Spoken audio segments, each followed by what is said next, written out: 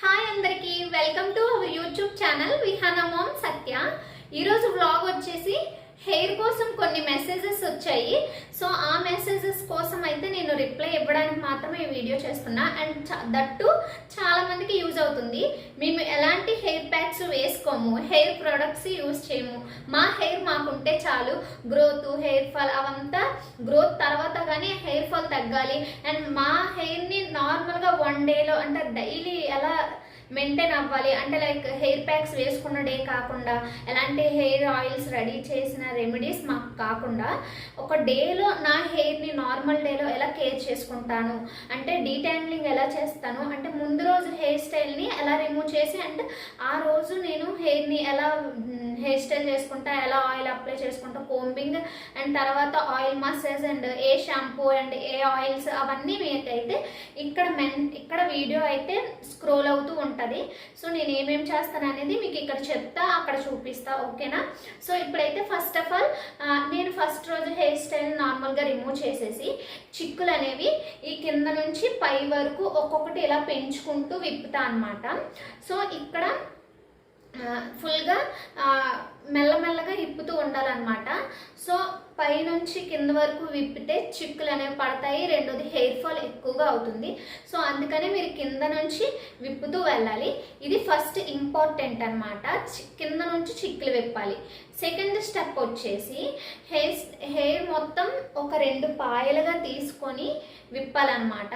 So అంతా ఒకేసారి ఎక్కువ హెయిర్ ఉన్న వాళ్ళకి, తక్కువ హెయిర్ ఉన్న వాళ్ళకి, సన్నంగా ఉన్న వాళ్ళకి నో ప్రాబ్లం.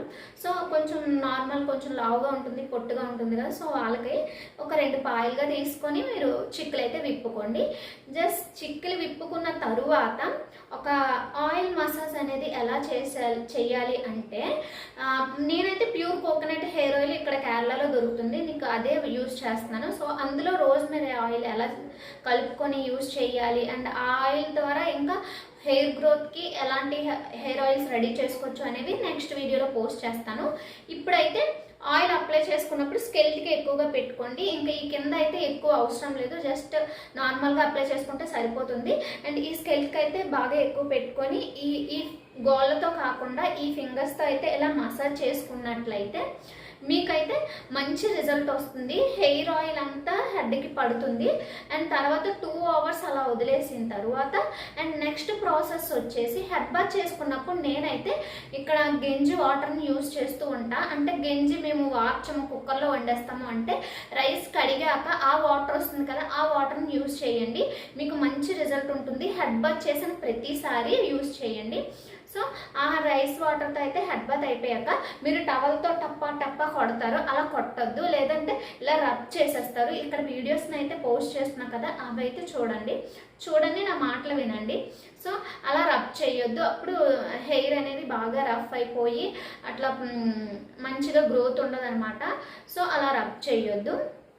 నెక్స్ట్ రబ్ చేయకుండా మనకి టవల్తో అలా అదిమి పెట్టుకుంటే మనకి హెయిర్ వాటర్ అనేది అబ్జర్వ్ అయిపోతుంది. మెయిన్ ఏంటంటే తడి వాటర్ ఉన్నప్పుడు మీరు 5 మినిట్స్ అలా టవల్ పెట్టేసి ఉంచేయండి, ఆ వాటర్ అనేది కింద పడకుండా ఉంటుంది. సో ఇలా మీ తడి హెయిర్తో కోంబింగ్ అస్సలు చేసుకోవద్దు. తడి హెయిర్తో అయితే నేను కోంబ్ చేయను అండ్ జుట్టు ఊడిపోతుంది. సో హెయిర్ ఫాల్ బాగా అయిపోతుంది. అండ్ తడి హెయిర్తో ఎలాంటి జడలు వేసుకోవడం గట్టా చెయ్యొద్దు అండ్ కోంబింగ్ అస్సలు చెయ్యొద్దు.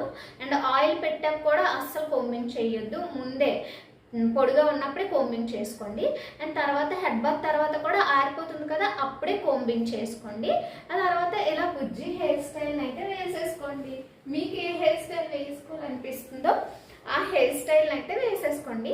నేనైతే ఎక్కువగా చిక్కులు పడే హెయిర్ స్టైల్ని ప్రిఫర్ చేయట్లేదు, నేను విప్పుకోలేను అండ్ నాకు అలాంటి హెయిర్ స్టైల్ రావు, నేర్చుకొని కూడా. నాకు కొంచెం సింపుల్ హెయిర్ స్టైల్ని నేను వేసుకుంటా. అండ్ హెయిర్ స్టైల్ వేసుకున్నాక ఎలా రిమూవ్ చేసుకోవాలి, ఎలాంటి హెయిర్ ఆయిల్స్ని పెట్టుకోవాలి. నేను షాంపూ అయితే హెడ్ అండ్ షోల్డర్ యూజ్ చేస్తున్నాను చుండ్రి రాకుండా ఉండడానికి. అండ్ మీకు ఎలాంటి హెయిర్ వీడియోస్ కావాలో కింద కామెంట్లో కామెంట్ చేయండి. ఈ వీడియోలో అయితే మీరు టవలింగ్ హెయిర్కి టవలింగ్ ఎలా చేసుకోవాలి అండ్ హెయిర్ డ్రై అండ్ చిక్కులు అనేవి ఎలా విప్పుకోవాలి, ఆయిలింగ్ ఎలా చేసుకోవాలి అనేవి తెలుసుకున్నారు కదా. సో ఇవి మీరు చేయకపోతే యాడ్ చేసుకోండి. సో ఇంకా మీరు ఎలాంటి మిస్టేక్స్ చేస్తున్నారో అండ్ ఇది కరెక్టేనా అనేది కిందనైతే కామెంట్ చేయండి. అండ్ నైట్ పడుకున్నప్పుడు బన్ వేసేసుకోకండి అండ్ ఒక చిన్న హెయిర్ స్టైల్ని అయితే వేసుకొని పడుకోండి అనమాట. సో తర్వాత మీకు హెయిర్ అనేది కేర్గా ఉంటుంది. జస్ట్ 1 డేలో తీసుకోవాల్సిన కేర్ ఇంతే. ఇంతకు మించి ఎలాంటి హెయిర్ ప్యాక్స్ ఆయిల్స్ పెట్టనవసరం లేదు. మీ హెయిర్ మీ దగ్గర మంచిగా గ్రోత్ అవుతుంది. సో ఈ వీడియో మీకు నచ్చినట్లయితే ఒక లైక్ చేసి సబ్స్క్రైబ్ చేసుకోవడం మర్చిపోకండి. మరిన్ని వీడియోస్తో మళ్ళీ వస్తాం. Bye bye.